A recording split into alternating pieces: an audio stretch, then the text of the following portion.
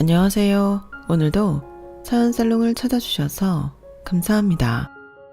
얼마 전까지 저는 제주도에서 펜션을 운영하며 살았어요. 남편이 퇴직 후 노후 대책으로 마련했던 펜션이었죠. 자식이 없던 저희 부부로서는 다른 무엇보다 노후에 대한 걱정이 컸는데 그 대안으로 선택한 거였어요.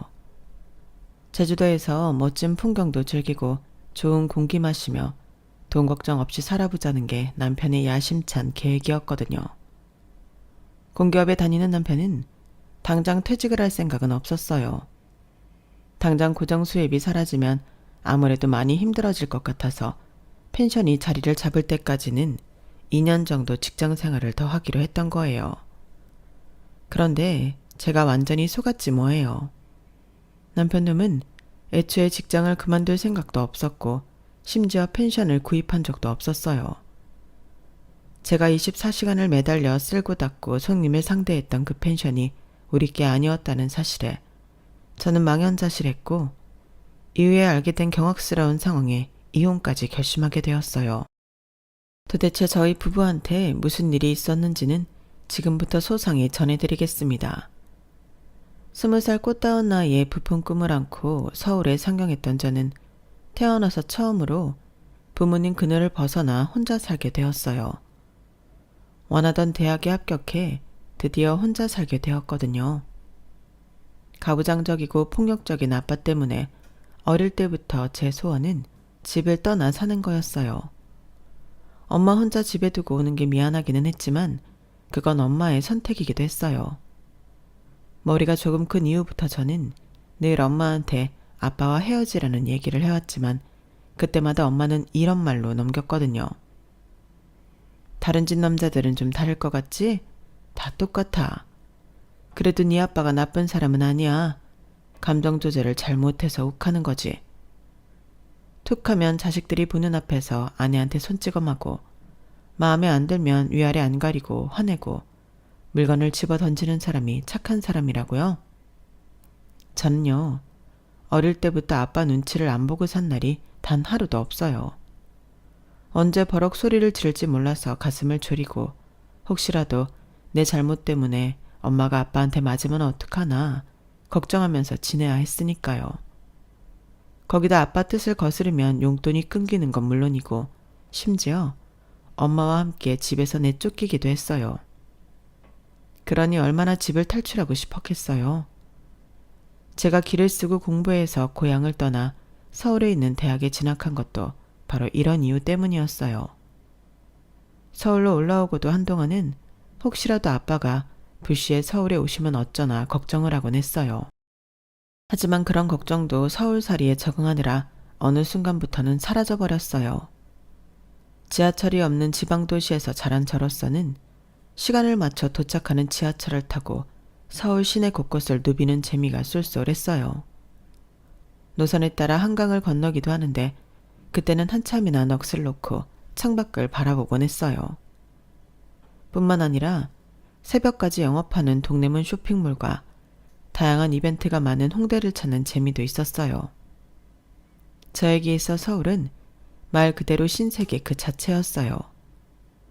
거기다 난생 처음 소개팅도 하고 남자친구도 사귀게 되자 시간이 정말 후딱 지나가 버렸어요. 4년간의 대학 생활이 고3, 1년보다 짧게 느껴질 정도로 입학한 지 얼마 안 되는 것 같은데 벌써 졸업학기더라고요. 그러는 사이 몇 번의 연애도 하고 아르바이트로 돈도 조금 모았어요. 그 돈으로 뭘 하려고 모았던 건 아니었는데 결국엔 이 돈을 모은 게 신의 한 수가 되었어요. 어떻게 된 상황이냐면 졸업학기가 되자 취업 준비로 다들 바빠졌는데 저도 예외는 아니었어요. 그러던 어느 날 아빠가 지인 딸 결혼식에 참석차 서울에 오신 거예요. 당시 저는 학교 근처에 원룸을 구해서 살고 있었어요. 주말이라서 늦잠을 자고 아점으로 라면을 먹고 있었는데 초인종이 울린 거예요. 당시엔 남자친구랑 헤어진 상황이라서 찾아올 사람도 없는데 누군가 했어요. 그런데 문을 열어보니 아빠가 떡하니 서 계시지 뭐예요. 순간 저도 모르게 몸이 경직되는 걸 느꼈어요. 아빠 그늘을 떠나 산지 4년이 다 되어 가는데도 여전히 아빠는 제게 있어서 두려움의 대상이었거든요. 기집애가 하고 사는 꼴이 이게 뭐냐? 하루 종일 퍼질러 자고 이제야 일어난 거야? 애비는 이 학비 대느라 뼈 빠지게 일하고 있는데 졸업이 코앞인 놈이 잠이나 퍼자고 잘하는 짓이다. 너 이럴 거면 당장 집으로 내려와. 평일 내내 강의에 취업 준비, 아르바이트까지 하느라 주말에 모자란 잠을 충당했을 뿐인데 아빠는 제 말을 들은 생각도 않고 엄청 화를 내시며 당장 짐 싸서 집으로 내려가자고 억지를 부리셨어요. 아빠, 제발 그만 좀 하세요. 제가 설명했잖아요. 매일 이러는 거 아니라고. 주말이라서 그동안 못 잔 잠 몰아잔 것 뿐이에요. 제가 매일 늦잠 자고 방탕하게 사는 것도 아닌데 학교까지 그만두라니 너무하잖아요. 아빠는 왜 항상 남의 말은 안 듣고 아빠 마음대로 휘두르려 하세요? 엄마한테 그러시는 것도 모자라서 이젠 저까지 아빠가 원하는 대로 조종하려고 그러시나 본데 전 엄마처럼 순순히 아빠 말대로 살진 않을 거예요. 제 인생은 제가 알아서 살 거라고요. 20년 넘게 꾹꾹 참고만 살았던 저는 그날 그간의 울분을 한꺼번에 터뜨려 버렸어요. 그리고 그로 인해 엄청난 대가를 치러야 했어요. 아빠가 모든 경제적 지원을 끊어버리신 거예요. 그나마 다행인 건 마지막 학기였기 때문에 등록금은 이미 완납이 된 상태였다는 거죠. 그래도 매달 들어가는 원룸 월세와 생활비만 해도 만만치 않았어요. 아르바이트로 버는 돈으로 월세와 기본 생활비를 내면 딱이더라고요. 미리 모아둔 돈이 없었더라면 학원비는커녕 옷 한 벌 사입기도 힘들었을 거예요. 비록 아빠한테 대드는 바람에 벌어진 일이었지만 이번 일을 통해 제가 그동안 생각지 못했던 것도 알게 되었어요. 내가 그동안 고생 않고 학교 생활을 즐길 수 있었던 건 아빠의 지원 덕분이었다는 것과 그게 금액적으로도 적지 않았다는 것이었어요. 그 점에 대해서는 아빠한테 미안한 마음이 들더라고요. 그렇게 한 달이 지나고 두 번째 달도 반쯤 지난 어느 날이었어요. 엄마가 전화를 하셨더라고요. 정은아, 너 졸업하고 다시 여기로 내려올 생각 없니? 아빠가 몸이 많이 안 좋으셔. 여기 병원에서 검사를 해봤는데 상태가 많이 안 좋아. 일단 서울에 있는 큰 병원에 가서 다시 검사를 받아보기로 하긴 했는데 결과가 크게 다를 것 같지는 않아. 아빠는 너한테 말하지 말라고 그러시는데 엄마 입장에서는 그럴 수가 없어서 전화했어. 혹시라도 네 아빠가 잘못되면 그땐 정은이 네가 얼마나 후회가 되겠니? 기껏 서울에서 대학까지 다닌 딸한테 고향으로 내려오라고 하는 게 자식 앞길 막는 거라는 건 알지만 그래도 엄마는 네가 와줬으면 좋겠어. 엄마가 부탁할게. 전화기 너머로 훌쩍이는 엄마 울음소리를 들으니까 저도 마음이 편치 않았어요. 하지만 엄마가 저한테 이런 전화를 할 정도로 아빠가 많이 아프다는 게 솔직히 실감이 나지는 않았어요. 평생 거대한 산처럼 제 앞에 버티고 서 있을 것만 같았거든요. 그날 엄마 전화를 받은 뒤로 정말 많은 고민을 했어요. 서울이 아닌 지방에서 취업할 생각은 한 번도 해본 적이 없었거든요.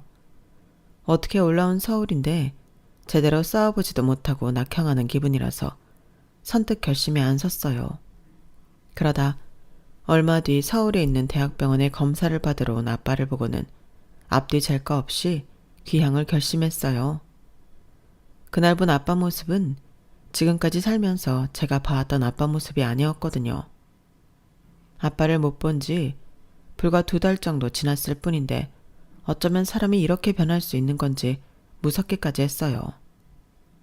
저희 아빠가 180이 넘는 키에 몸무게가 100kg에 가까운 거구시거든요. 그런데 병원에 검사하러 오셨을 당시 몸무게가 70kg가 조금 넘는 정도였어요. 남들이 보기에는 적당한 몸무게라고 할 수 있겠지만 갑자기 살이 빠진 탓인지 얼굴에 병색이 짙어 보여서 그런 건지 아빠를 본 순간 저도 모르게 눈물이 고이더라고요. 예전 같으면 저를 보고 버럭 소리부터 질렀을 아빠였지만 기운이 없어서 그러신 건지 병으로 마음이 약해져서 그러신 건지 그저 저를 물끄러미 바라보기만 하셨어요. 그런 변화에 더 가슴이 찢어질 것처럼 아프더라고요. 검사를 마치고 다시 집으로 내려가시기 전에 아빠가 그러시는 거예요. 네 엄마가 쓸데없이 너한테 말해놓은 모양인데 이거 하나만 똑똑히 알아둬라. 아빠 이렇게 안 쓰러진다. 그러니 걱정 안 해도 된다. 너도 그동안 네가 벌어서 살다 보니 돈 버는 게 얼마나 힘든지 알았을 거다. 한 달도 안 돼서 힘들다고 손 벌릴 줄 알았는데 이렇게 버틴 게 아빠는 대단하다고 생각한다. 앞으로도 그런 각오로 살아라. 부모가 언제까지 네 옆에 있어줄 수는 없으니까. 아빠는 마치 다가올 미래를 어느 정도 알고 있다는 듯이 평소에는 하지 않던 말을 하셨어요.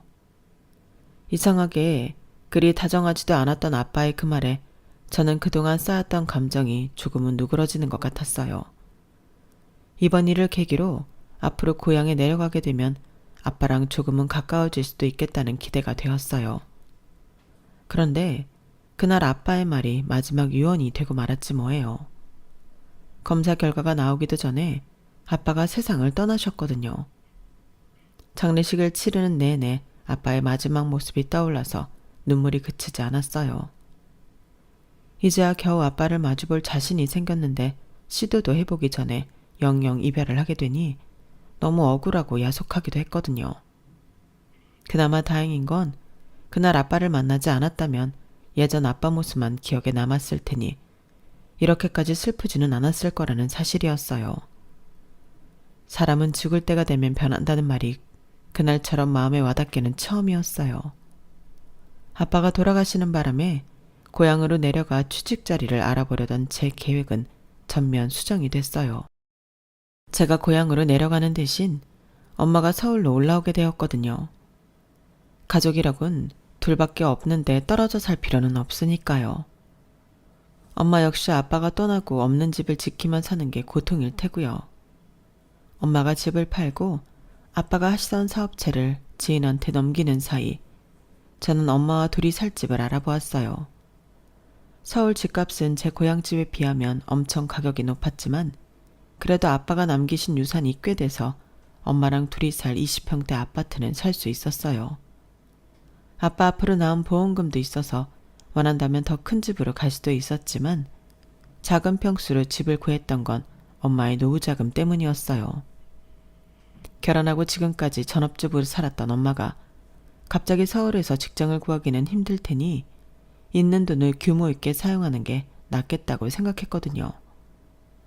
아빠가 살아계셨을 때는 생활비 걱정 한 번 안 했던 엄마였지만 이제는 상황이 다르잖아요.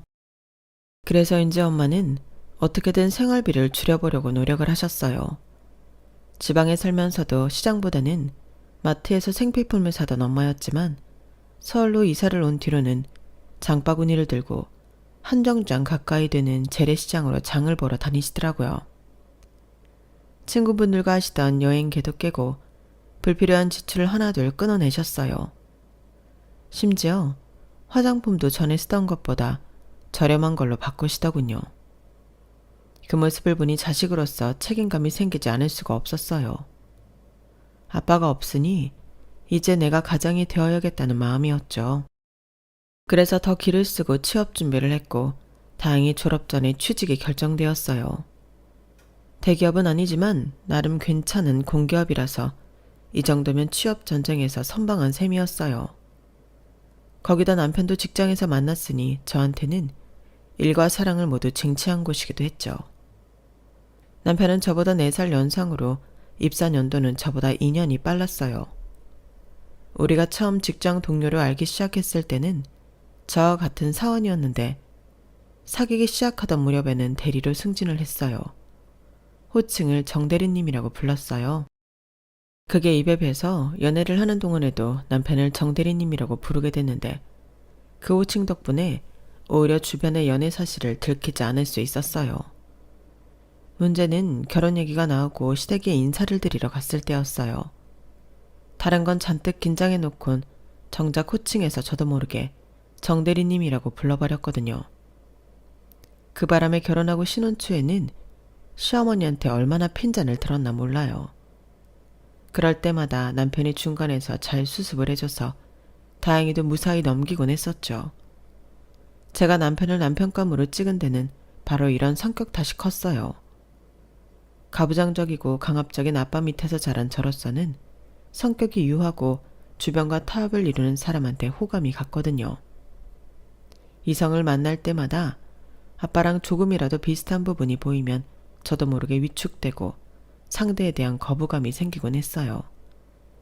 특히 사소한 일에 화를 내고 버럭 소리까지 지르면 심장이 미친 듯이 뛰기 시작했죠.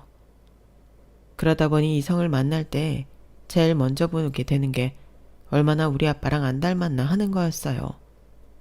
그런 점에서 제 남편은 제 걱정을 잠재우기 충분했어요. 일단 성격이 온화해요.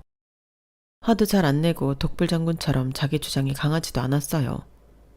일을 처리할 때 독선적으로 자기 뜻대로 밀고 나가기보다는 옆 사람과 상의도 많이 하고 무엇보다 상대를 설득하는 데 공을 많이 들여요. 어떤 상황에서든 좌냐 우냐 가르기보다는 중도 노선을 타려고 노력하는 편이고요. 때로는 이런 뜨뜨미지근한 성격 때문에 주위의 비난을 받기도 하지만 오히려 저는 남편의 이런 점이 좋았어요. 식당에 가서 메뉴 좀 못 고르면 어때요? 줏대가 좀 없으면 어때요? 이런 건 살면서 제가 옆에서 보완하면 되는 것들인걸요. 그런데 저희 엄마 눈에는 그렇게 좋아 보이지만은 않았던가 봐요. 결혼한다고 집에 인사를 드리러 데리고 갔을 때부터 반응이 좀 그랬거든요. 이유는 사람이 속을 모르겠다는 거였어요. 차라리 네 아빠처럼 들이받아도 솔직한 성격이 낫지 저렇게 구렁이 살만 먹은 것처럼 속을 알기 힘든 사람은 좀 그렇다. 남자가 박력도 없고 이래도 흥 저래도 흥 이래서야 한 가정을 끌고 나갈 수 있겠니? 결혼 문제만 해도 그래. 너만 혼자 결혼하겠다고 난리지 남자 쪽은 뒷짐지고 먼 산 구경하듯 하잖니. 저런 성격들이 일 터지면 자기는 아무것도 안 하겠다고 발 빼는 것부터 한다고. 넌 이런 남자랑 꼭 결혼을 해야겠니? 한창 눈에 콩깍지가 씌인 상황에 엄마의 이런 말은 귀에 박히지도 않았어요. 그저 제 결혼을 반대하는 것만 똑똑히 알 수 있었죠. 저희 엄마의 이런 반대에 저는 속이 상할 대로 상했는데 오히려 남편은 속 편한 사람처럼 그러더라고요. 사람마다 취향이 있는 건데 장모님이 나를 못마땅해 하실 수도 있지 뭐. 우리가 잘 사는 모습 보여드리면 장모님도 그때 마음이 움직이실 거야. 너무 걱정하지 마. 걱정한다고 안 될 일이 되고 될 일이 안 되는 것도 아닌데. 그래도 너무하잖아. 솔직히 아빠 같은 사람을 골랐던 엄마한테 이런 소리를 들으니까 더 화가 난다고. 엄마는 자기에 대해 잘 알지도 못하면서 그래. 에이, 속상해하지 마. 사람마다 취향이 다른 건데 뭐. 남편은 속상한 마음에 투덜대는 저를 어르고 달래주었어요. 엄마한테 많이 서운했던 저는 결혼 준비를 하는 내내 엄마한테 연락도 않고 제 힘으로 혼수를 장만했어요. 모르는 건 인터넷에서 찾기도 하고 기혼자인 지인들한테 물어가며 준비를 했죠. 엄마가 수시로 제 방문을 열고 들어와 도움을 주시려고 했지만 그럴 때마다 매몰차게 거절을 했어요. 됐어, 내일이야. 내가 할 테니까 엄마는 신경 꺼. 얘는 내가 네 엄마인데 자식 혼사에 어떻게 두 손을 놓고 있을 수가 있어. 내가 정서방 반대했다고 이러는 모양인데 엄마가 돼서는 그 정도 말도 못하니? 난 그저 너만큼은 좋은 사람 만나 나처럼 고생하지 않고 살길 바라서 한 소리야. 내 딸이니까. 엄마는 결혼 전에 어떻게든 저와 마음의 앙금을 풀려고 노력하셨지만 저는 받아들이지 않았어요. 그러고 보면 제 성격이 그토록 제가 싫어했던 아빠를 그대로 닮은 것 같다는 생각이 드네요. 머릿속으로 결정을 해놓으면 주변의 말을 차단하고 듣지 않으려는 성격 말이에요. 결국 엄마와 화해도 하지 않은 상태로 저는 결혼을 했고 한동안은 엄마와 소원하게 지냈어요. 그런데 사람이 참 간사한 게 내가 힘들어지니까 제일 먼저 엄마한테 손을 내밀게 되더라고요. 결혼을 하고 2년이 지나도록 애 소식이 없자 조금씩 시댁에서 압박이 들어왔어요. 애가 안 생기는 게 마치 제 탓인 것처럼 몰아세우는데 속상해서 어디다 하소연이라도 하고 싶더라고요. 그래서 엄마한테 전화했더니 웃기는 사람이네. 애는 뭐 여자 혼자 갖는다니? 그리고 아직 결혼한 지 2년밖에 안 됐는데 왜 그렇게 사람을 달달 볶아? 내 말이 누가 보면 내가 애 못 가진 지 10수년은 된 사람인 줄 알겠다니까? 너무 애 안 생긴다고 신경 쓰고 그러지 마. 마음이 편해야 자연적으로 애도 들어서고 그러는 거니까. 그나저나 정서방은 잘 지내고? 그이야 뭐 잘 지내지. 엄마 미안해. 이럴 때만 엄마한테 연락해서. 얌체 같은 짓인 건 알지만 어디에 툭 터놓고 하소연할 데가 없더라고. 부모 자식 간에 뭐 이깟 걸로 미안하니? 그런 생각은 하지도 마. 앞으로도 속상하는 일 있으면 엄마한테 전화해. 다른 사람도 아니고 내 딸 고민도 못 들어주겠니? 네가 정 애 문제로 걱정되면 잘 아는 한약방에 연락해 약 지어줄 테니까 필요하면 언제든 말하고. 알았지? 엄마랑 통화를 한 뒤에야 어느 정도 마음의 안정을 찾았던 저는 얼마 뒤 걸려온 시어머니 전화에 또다시 스트레스를 받게 되었어요. 야, 너는 통애는 안 가질 생각이니? 혹시 몸에 이상이 있는 건 아니고? 다른 집들은 애가 안 생기면 친정부모가 나서서 한약도 지어 먹이고 사방팔방으로 임신에 좋다는 걸 찾아다 먹인다는데 너희 친정에서는 안 그러니? 난 우리 큰딸이 처대 가졌을 때 입덧이 심해서 밥을 통 못 먹길래 전국 팔도 다 뒤지고 다녔다. 적어도 부모라면 그 정도 정성은 있어야지. 자식 결혼식 때도 내내 뚱한 표정으로 있더니만 혹시 이 결혼이 마음에 안 들어서 여직 그러시는 건 아니지? 아니에요. 엄마가 해주신다는 걸 제가 싫다고 한 것뿐이에요. 그리고 결혼한 지 2년밖에 안 됐잖아요. 병원에서도 아직은 그렇게 걱정할 단계는 아니라고 그랬어요. 그이도 저도 딱히 몸에 이상이 있는 것도 아니니까 기다려 보라고요. 다 때가 되면 애도 생기고 하겠죠. 하이고 속 편한 소리 하고 있다. 엄마는 뭐 아무나 되는 줄 아니? 박복한 여자들은 금은보화를 써도 못 갖는 게 자식인 거야. 당사자인 네가 이렇게 천하태평이니 내가 더 무슨 말을 하겠니? 아휴. 그렇게 시작된 어머님의 손주 타령은 해가 갈수록 거세졌고 그렇게 4년이 지나가자 급기야 제 손을 잡고 불임 클리닉까지 가셨어요. 어머님의 닭달에 시험관 시술도 수차례 받고 애가 들어선다는 한약도 수없이 먹었지만 이상하게 아이는 생기지 않았어요. 남편도 저도 몸에는 이상이 없다는데 왜 이렇게 임신이 안 되는 건지 정말 미치고 팔딱 뛰겠더라고요. 어느 순간부터 제 인생의 최대 고민은 아이 문제가 되었고 남편과 그 문제로 다투는 날이 늘어갔어요. 어떻게든 애를 가지려고 노력하는 저와는 달리 남편은 너무 천하태평이었거든요. 당신 오늘이 무슨 날인지 알아? 내가 지난주부터 말했잖아. 무슨 일이 있어도 오늘은 술 먹지 말고 일찍 들어오라고. 그런데 지금이 몇 시야? 난 애 문제로 어머님한테 그렇게 시달림을 받고 있는데 어쩌면 당신은 남의 집 일 보듯 나 몰라라고 있는 거냐고. 에이, 안 생기는 애가 이런다고 생기겠어? 자식 문제는 하늘에 맡겨야지. 당신도 너무 초조해하지 마. 애도 생길 때가 되면 생기겠지. 결혼 전에 제가 마음에 들어했던 남편의 성격이 이런 상황에 내 복장을 터지게 할 줄 누가 알았겠어요. 왜? 우스갯소리로 아내가 샤워하는 소리가 들리면 남편들은 잠자는 척을 한다고 하잖아요. 제 남편이 딱 그랬어요. 기껏 배란 일에 맞춰서 뭔가 해보려고 하면 귀신같이 알고는 초저녁부터 잠들어 버리기 일쑤였어요. 아니면 약속도 없던 사람이 누구랑 마셨는지 술을 진탕 마시고 새벽녘이 돼서야 집에 오고 말이죠. 그렇게 1년 2년이 지나는 사이 우리 부부 사이는 복구가 안 될 정도로 악화되었고 한 집에 사는 동거인 그 이상도 이하도 아닌 관계로 지내게 되었어요. 방도 따로 쓸 정도였으니까요. 결혼하고 얼마 안 돼서 남편이 부서를 옮겼기 때문에 직장에 출근해서도 얼굴 보기 힘든 상태라 말만 부부지 정작 얼굴 마주하고 있는 시간은 그리 길지 않았어요. 이런 상태라면 언제 이혼을 해도 이상하지 않을 정도였어요. 그렇다 보니 결혼기념일도 거의 그냥 넘기기 일쑤였고요. 그런데 결혼 7주년 기념일을 앞두고 남편이 결혼기념일날 외식을 하자고 그러더라고요. 예상치 못한 제안이었지만 그래도 잊지 않고 기념일을 챙겨주는 남편한테 고마웠어요. 그래서 그날만큼은 옷도 좀 차려입고 화장에도 신경을 썼어요. 남편이 예약한 레스토랑은 분위기도 좋고 음식도 훌륭했어요. 마치 연애하던 그때로 돌아간 기분이 살짝 들 정도로 마음이 들뜨더라고요. 식사를 마치자 남편이 그러는 거예요. 여보, 우리 연애할 때 종종 제주도로 여행 갔었잖아. 그때 당신이 바닷가에 펜션 하나 짓고 살면 좋겠다고 했던 거 기억나? 기억나지? 그런데 갑자기 그 얘기는 왜? 남편은 잠시 뜸을 들이더니 어렵게 입을 뗐어요.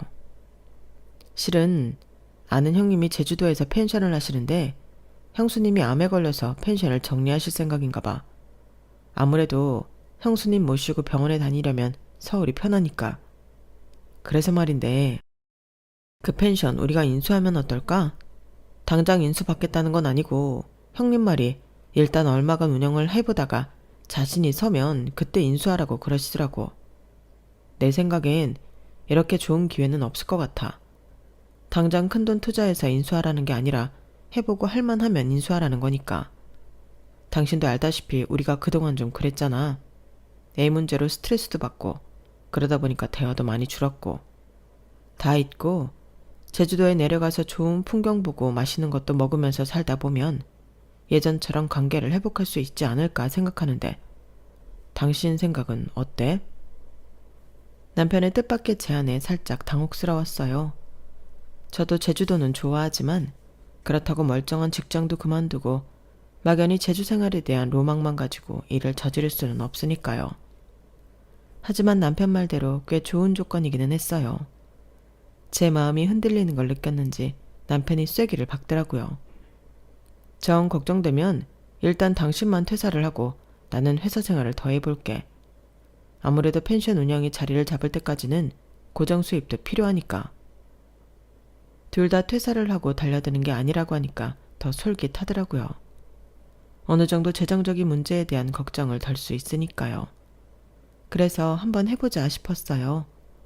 어차피 당시 다니던 직장을 평생 직장이라고 생각하지는 않았거든요. 공기업이 안정감은 있는데 솔직히 고인물이 되어가는 기분이 드는 건 어쩔 수 없었어요. 일에 대한 성취감이 일반 회사들에 비해 떨어지는 것도 사실이었고요. 그래서 언젠가 다른 곳으로 이직을 해야 하지 않을까 생각만 하고 있었는데 그런 의미에서 펜션 운영은 나쁘지 않을 것 같았어요. 그래서 회사에 사표를 내고 당장 쓸 짐을 챙겨 제주도로 내려갔어요. 이동은 남편이 연차와 주말을 이용해 차에 짐을 싣고 배편으로 제주도까지 데려다 주었어요. 사전 답사차 미리 내려왔을 때 이미 받아서 크게 걱정한 거는 없었어요. 남편의 선배분은 몇 번이나 제게 잘 부탁한다고 인사를 하시고는 먼저 서울로 올라가셨고 남편은 주말까지 남아서 펜션 일을 도와주었어요. 예약 플랫폼은 이미 구축돼 있어서 예약 확인과 손님들의 문의 응대에만 하면 됐어요. 비대면 체크인이라서 아침에 청소를 싹 끝내놓고 낮 시간부터는 쉴 수도 있어서 시간적인 여유도 생겼고요. 혼자서 5개나 되는 방을 관리하는 게 힘들 줄 알았는데 하다 보니 요령도 생기고 못할 것도 없다는 생각이 들었어요.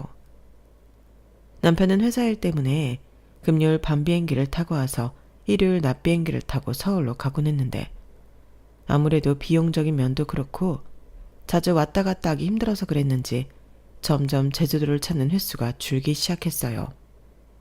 그렇다고 그게 서운하거나 하지는 않았어요. 비록 함께 지내는 시간은 줄었어도 전보다 사이가 좋아졌으니까요. 그렇게 2년 가까이 제주도에서 펜션을 운영하고 지내다 보니 인근 펜션 주인들과도 친해져서 제가 알지 못했던 제주 생활에 대한 어려움과 해결법도 많이 얻어들일 수 있었어요. 그러다 보니 이제는 슬슬 펜션을 인수해도 되겠다는 자신감이 들더라고요. 아직까지는 수입이 남편 선배 통장으로 들어오기 때문에 그걸 남편이 전달받아서 공과금 처리도 하고 운영비도 써야 해서 수입 구조가 투명하지 않았는데 펜션 인수하면 그 문제도 해결될 수 있었거든요. 그래서 남편이 제주도로 내려왔을 때 그 얘기를 했더니 난감한 표정을 짓는 거예요. 근데 여보, 내가 당장 회사를 그만두기는 힘들 것 같아. 현실적으로 빚을 안고 시작하는 일에 고정 수익까지 없으면 만에 하나 잘못됐을 때 빠져나갈 방법이 없어지는 거잖아. 당신만 허락한다면 내가 딱 2년만 더 직장 생활을 하고 싶은데 안 될까?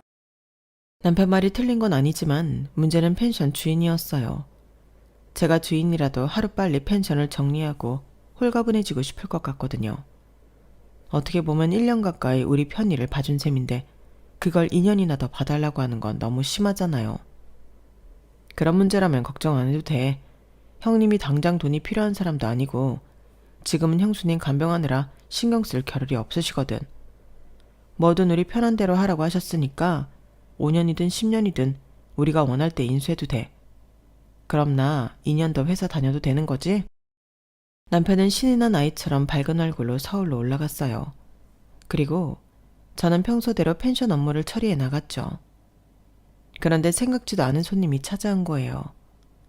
비대면 체크인임에도 불구하고 굳이 저를 만나서 체크인을 하겠다는 손님이 있어서 정원에 앉아 손님을 기다리고 있었어요. 그런데 저를 본 손님이 고개를 갸웃거리면서 아르바이트생이냐고 묻지 뭐예요. 그래서 제가 펜션 주인이라고 말씀드렸더니 황당한 표정으로 이러시는 거예요. 우리한테 인수받겠다고 했던 분은 아닌 것 같은데 실례지만 누구세요? 네? 그게 무슨 말씀이세요? 알고 보니 이 손님은 불과 1년 전까지 이 펜션을 운영해왔던 진짜 주인이었더라고요. 젊은 부부한테 펜션을 넘기기로 하고 1년 동안 세계 여행을 하고 돌아오셨는데 깜짝 이벤트로 직접 숙소에 예약을 하고 펜션을 찾아주신 거더라고요. 그러니까 남편이 말했던 아는 형님이 바로 이분들이었던 거예요. 정확히는 아는 형님이 아니라 생판 모르는 남이었지만요. 남편이 제게 말했던 대로 이분들은 새로 펜션을 인수하겠다고 나선 사람들한테 1년간 임시로 펜션을 맡긴 상태였어요. 한마디로 제가 알고 있던 상황이 다 거짓이었던 거예요.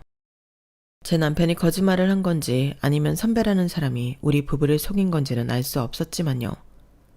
그런데 이어진 상황을 보고는 나를 속인 인간이 누군지 똑똑히 알 수 있었어요. 이 사진 좀 보세요. 우리가 펜션 맡기고 떠나던 날 이 마당에서 찍은 사진이에요. 이쪽이 새로 펜션을 인수하기로 한 부부고요. 순간 머리를 망치로 때려 맞은 것처럼 딩 했어요. 사진 속에는 내 앞에 중년 부부와 더불어 제 남편과 저랑 같은 부서였던 여직원이 나란히 서 있었거든요. 젊은 사람들이 어찌나 금실이 좋던지 하도 예뻐서 우리가 가격도 많이 깎아주기로 했다니까요. 부부가 공기업에 다니고 있어서 신원도 확실하고 특히 남편분이 사교성도 좋고 일처리도 확실해서 믿고 펜션을 맡기기로 한 거예요. 매달 수입이 찍히는 것도 그렇고 손님들 후기가 좋은 걸 보니 운영을 잘하고 있는 것 같아서 3개월 차부터는 월급도 올려줬는데 아니 어떻게 사람을 이렇게 감쪽같이 속일 수가 있어요?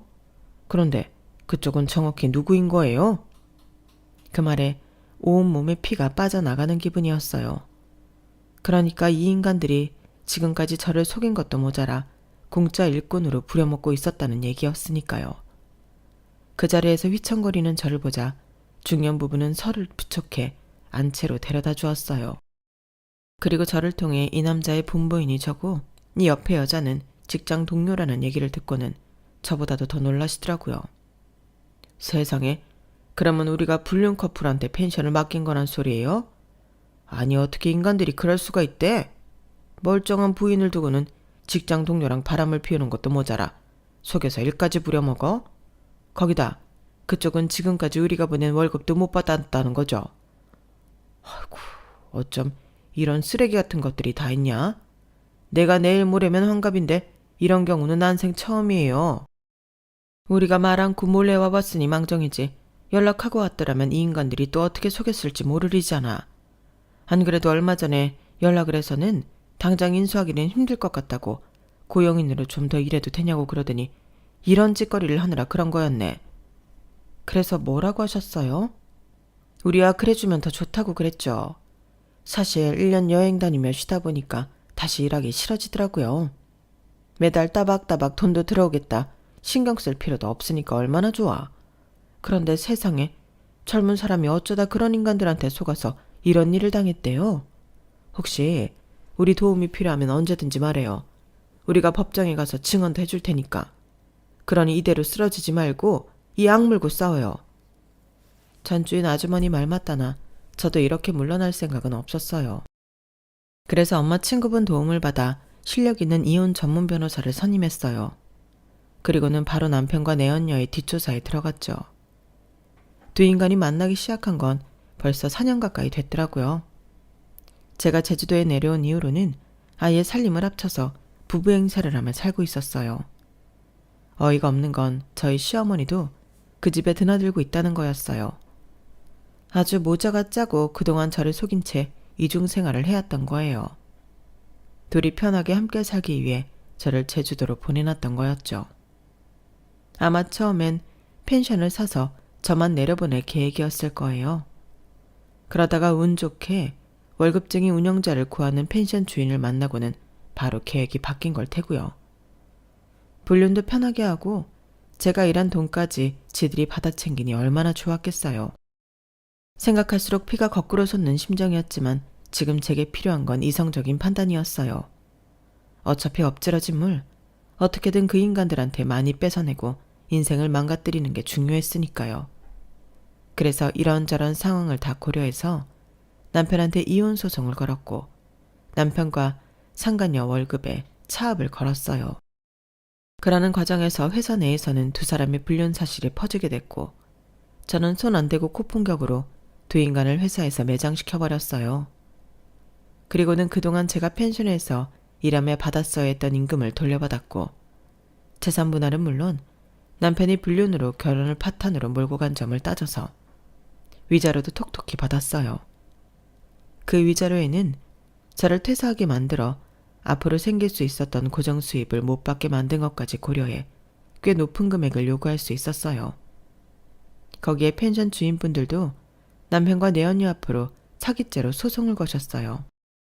그렇게 1년 가까이 법정 싸움을 한 끝에 저는 이혼을 할 수 있었어요. 제가 받은 마음의 상처는 남편 돈과 내연녀 돈으로 금융치료를 할 수 있었고요. 그리고 그 돈에 제 퇴직까지 합해서 제가 그동안 관리해왔던 펜션도 인수했어요. 원래는 대출을 끼고 살 생각이었는데 엄마가 서울집을 정리하고 제주도로 내려오시기로 하면서 일종의 합작 투자 형식으로 도움을 받을 수 있었거든요. 비록 남편 놈한테 속아서 내려온 제주행이었지만 결과적으로는 제 인생의 이막을 열 수 있는 계기가 되어서 만족하고 있어요. 저를 속이고 못된 짓거리를 하던 남편과 상간녀는 이제서야 지들이 저지른 죄값을 받고 있다더군요. 회사에서도 잘리고 주변의 평판도 떨어지고 거기다 경제적으로도 쪼들리고 있으니 말이에요. 인생이 그런 거 아니겠어요? 당장은 몰라도 결국엔 뿌린 대로 거두게 되는 법이잖아요. 악을 뿌리면 결국엔 불행만 자랄 뿐인 거죠. 아무튼 의도치 않게 제주에서 시작된 인생이 막이지만 제대로 한번 살아볼 생각입니다.